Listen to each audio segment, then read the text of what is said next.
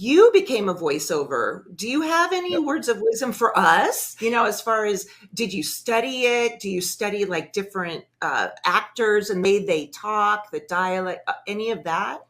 Yeah. So voiceovers is such a sadly, it's become a crumbling industry under the weight of AI, the SAG-AFTRA strike, the economy, underbidding colleagues, lowballing clients, but especially AI. And so I've lost so much business and so many good clients I've loved forever. Either they themselves have been replaced by AI or they've replaced me with AI. So it's doing one of these right now, which is why I've really made a concerted effort to return back to authoring.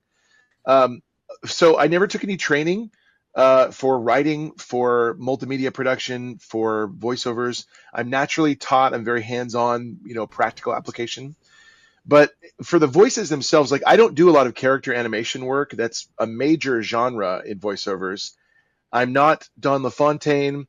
I'm not Mel Blanc. I'm not any of those people. Um, Occasionally, oh, sorry.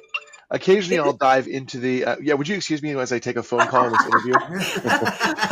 Yeah. It's the president. Yeah. Yeah, sorry. He's calling in for more director. advice. Yeah.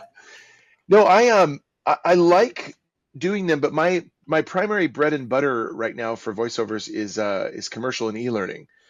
So I am, for example, the voice of United Healthcare for the third year in a row, and that has paid our mortgage, it pays our insurance. It's amazingly lucrative, but for that, I don't know where we would be. It also funds the authoring pursuits as well.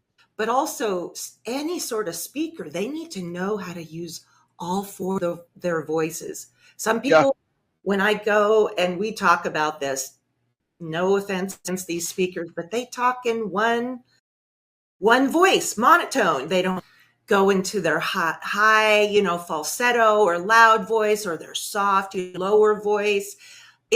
Anything that you can study with voice helps with speaking. You mentioned that you do speaking in workshops, and that puts you over the edge, I think, as far as being considered here versus, oh no, that's who we want.